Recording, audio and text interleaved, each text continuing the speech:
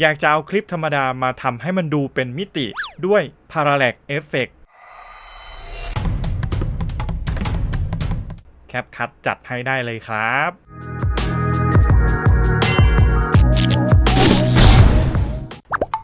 สวัสดีครับเพื่อนๆพบกับผมอีกแล้วครับกับนายต่อยักษ์ในช่อง About Boy สนมครับวันนี้กลับมาอยู่กับแอป CapCut อีกเช่นเคยครับผมมีเทคนิคดีๆมาฝากเพื่อนๆครับกับการเอาคลิปธรรม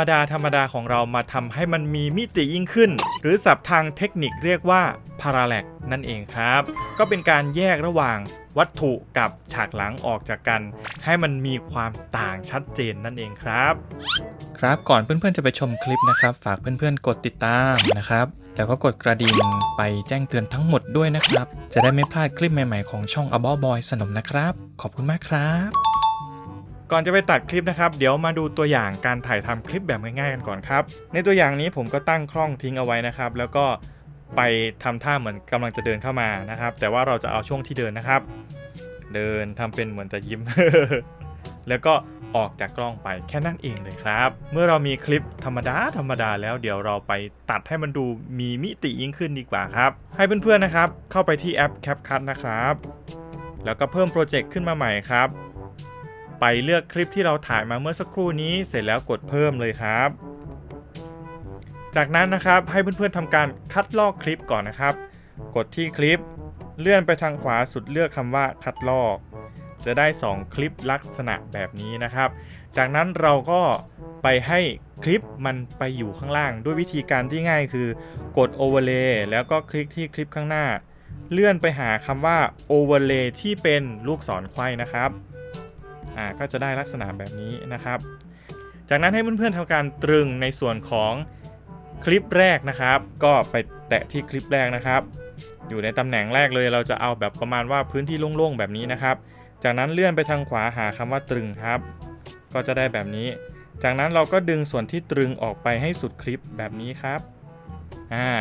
แล้วคลิปข้างหลังเราก็แค่แตะแล้วก็ลบทิ้งไปได้เลยครับ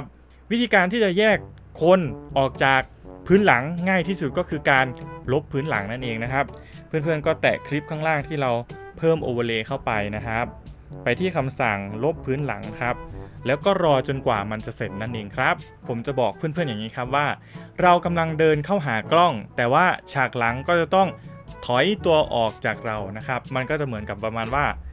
คนกำลังเดินออกฉากก็ออกจากตัวแบบนี้นะครับมันก็จะเกิดการแยกส่วนออกจากกันนะครับดังนั้นเราก็ไปจัดการพื้นหลังนะครับวิธีการนะครับเพื่อนๆก็ไปแตะคลิปที่ข้างบนแล้วเลือกคำว่า Keyframe ครับเลือกเอาไว้ก่อนเลยนะครับจากนั้นเราก็ทำการขยายก่อนนะครับขยาย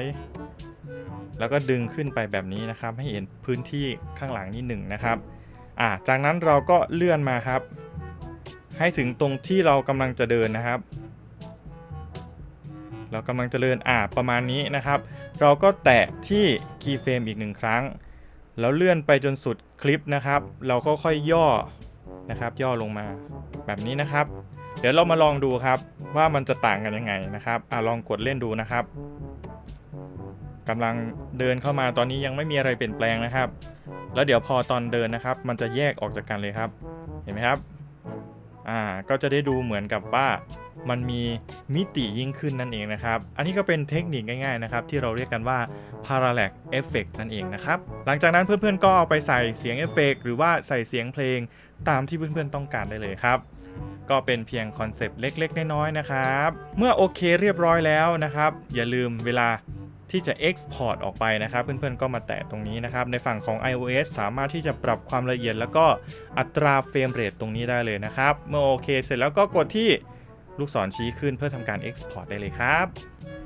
เสร็จเรียบร้อยเราก็กดคำว่าเสร็จสิ้นนะครับเราก็เอาไปใช้งานได้เลยครับเดี๋ยวผมพาเพื่อนๆไปดู before กับ after นะครับก่อนแล้วก็หลังใส่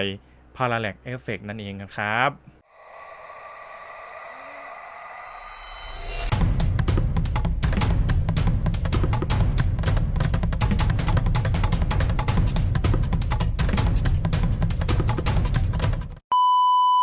เป็นยังไงบ้างครับเพื่อนๆสำหรับเทคนิคง่ายๆแบบนี้ทำให้คลิปธรรมดาของเราดูมีมิติมากยิ่งขึ้นนั่นเองนะครับใช้เครื่องมือไม่กี่เครื่องมือเท่านั้นเองนะครับ เพื่อนๆก็จะได้คลิปที่มีมิติที่หลากหลายยิ่งขึ้นนั่นเองนะครับหวังว่าเพื่อนๆจะมีความสุขกับการตัดต่อคลิปวิดีโอนะครับถ้าเพื่อนๆชอบก็อย่าลืมกดไลค์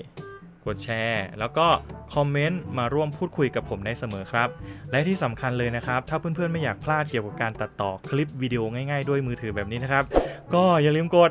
ติดตามและกดกระดิ่งให้ช่อง About Boy สนุกด้วยนะครับเพื่อที่จะไม่ได้พลาดทุกการแจ้งเตือนของ YouTube นั่นเองนะครับแล้วเจอกันใหม่ในคลิปหน้าครับบ๊ายบาย